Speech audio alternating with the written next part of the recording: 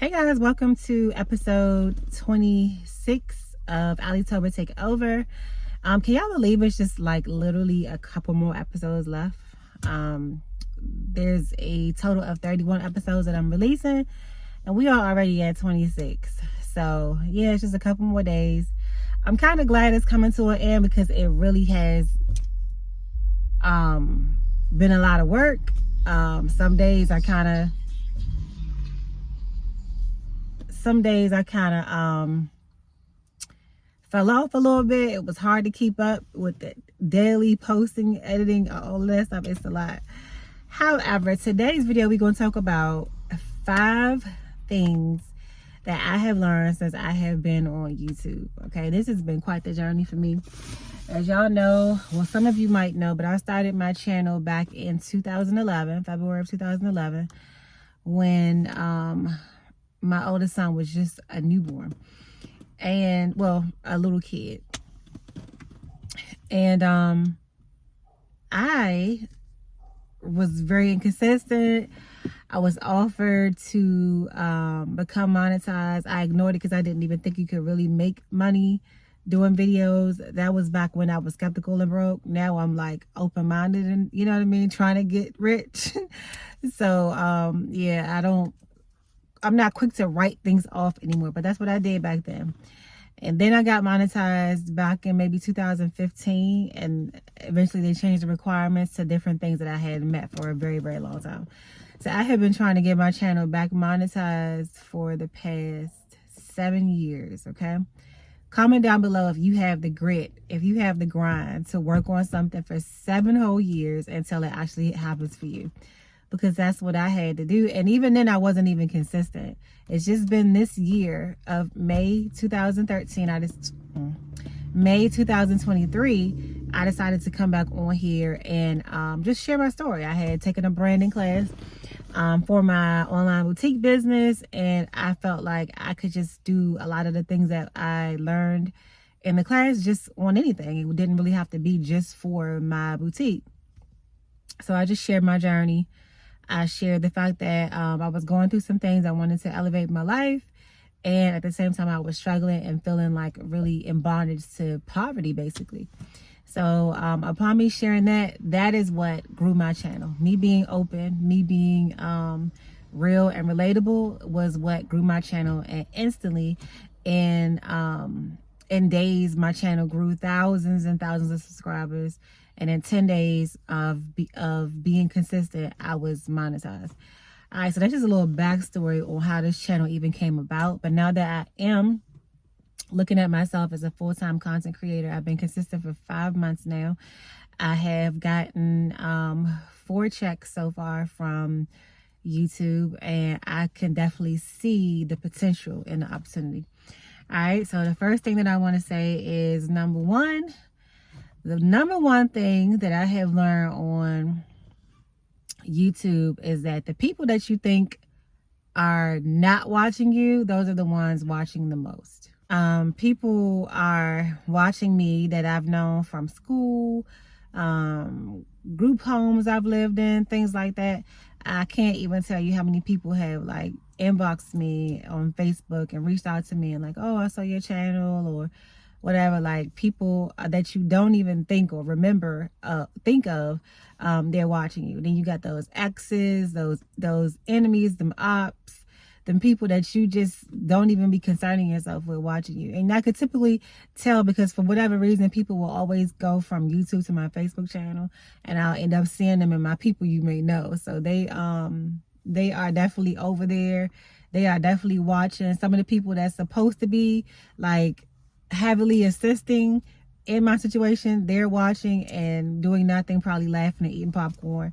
But nonetheless, the people that you think are not watching, they're watching the most. So if you're the type that want to give them a show, give them a show. So number 2, and I guess my 5 things that I've learned on being on YouTube in 5 months, well, consistent in the last 5 months, is more so probably based towards like content creators, other people that are doing the things that I am now doing.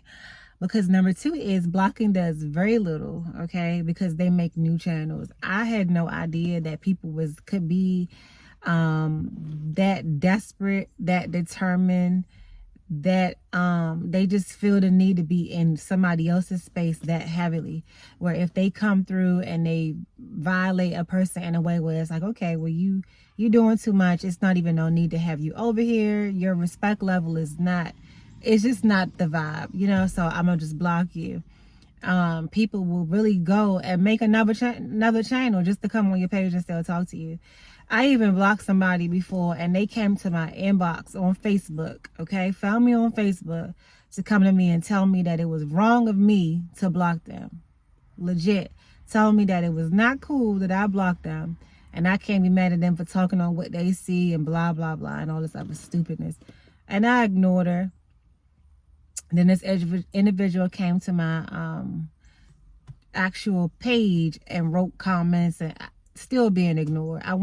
For me, it's important that I show people now that you mean nothing to me. You don't matter. You know what I'm saying? So now I don't even block people anymore. I just let them sit there and talk and just be ignored. I think if somebody was ignoring me every single day or every time I reached out to them, I would probably feel stupid at some point, you know, and just stop what I'm doing.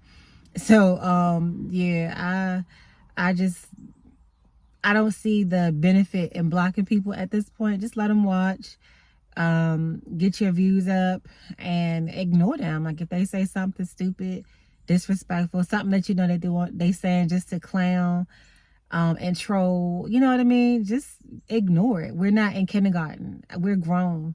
Them little words mean nothing. You know what I mean? So it's just like, it's just kind of just showing like a reflection of really what's going on in them. And the bottom line is a lot of people are really, really miserable. The third thing that I have learned since being consistent for the past 5 months on YouTube is the money does not always go up.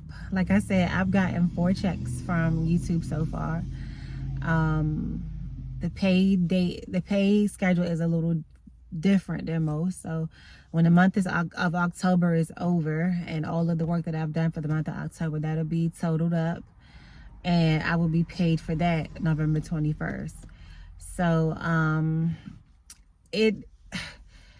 my first month here, my first check here rather, I earned a 4-figure check, okay? And I was thinking that for the month of July, I could double that. I could possibly even hit 5 figures. Like, so I just knew that it was going to grow. And actually the check for July was less. So I had a fairly decent check for my first check.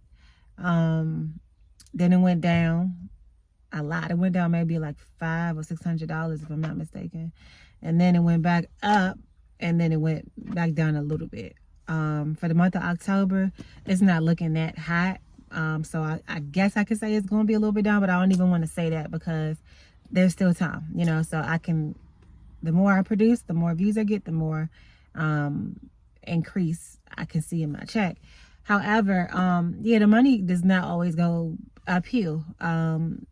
It will vary depending on how much content you put out and how much of it is being viewed. So as a content creator from one to the other, I would say don't let that discourage you. Just keep on working. Everybody has a slow month. Everybody has things that cause them to put out less work. I know in June, I was experiencing a whole lot of things. My car had got repoed. I couldn't work. I just had a lot of stuff going on. And I was heavily inconvenienced. So it was hard to really do my best work, you know, but I did what I could. So June and July, July was even worse because I had a car a couple days in June, but in July I didn't have a car at all. So it was just like, I don't know if that played an impact on it or what, but those distractions, those mental battles that you sometimes have with yourself on things that are going on in your personal life can sometimes affect your work. Personal life does affect the business life.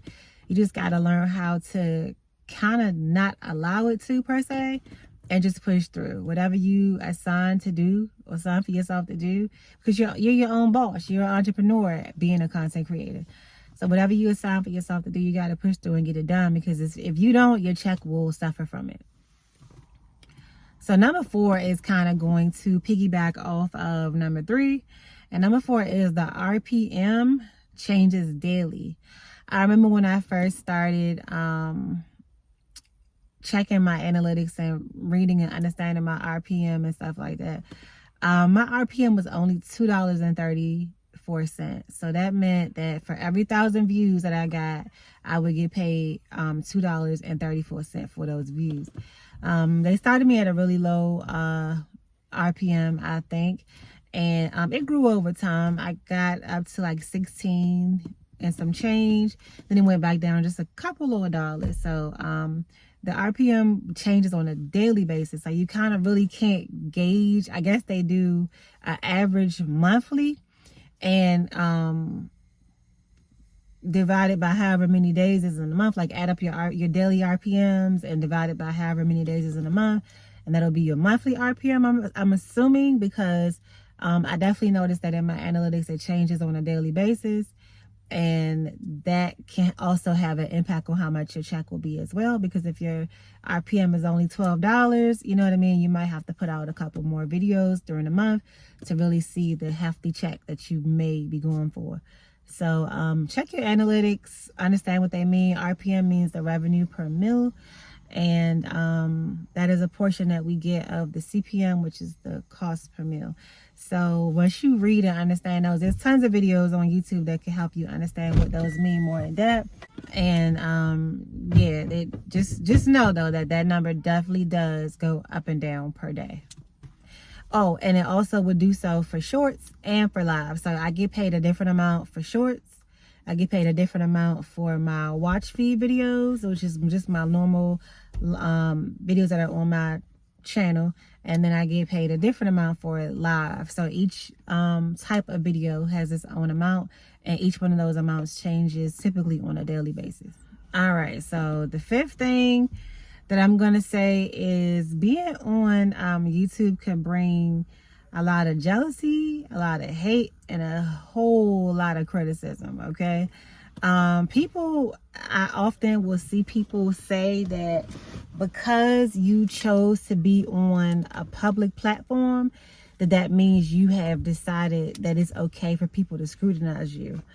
And that is probably the most stupidest thing that I have ever heard in my entire life. Just because you are on a public platform does not mean that you want people to talk about you negatively. It does not mean that you have given people permission to talk about you negatively.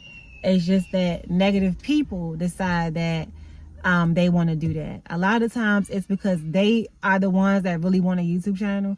A lot of people really want a YouTube channel. You know, they really do. Who wouldn't want to stay home and be able to make videos about whatever you like doing and get paid for them? You know, so because people want to do that, and they might be afraid, they might be uncomfortable, they might not have the confidence to do so. They might just don't even know how to use the camera to do a video. You know, so all of that takes into consideration of why they feel like, well, they could come at you however they want to come at you. It is a very small-minded and childish thing to be thinking about and actually even doing. We're all adults. When I check my analytics, I see that really the people between the ages of 13 and 17 who I would expect childish behavior from don't even watch me. Very small percentages of those people watch me some months, not every month, some months.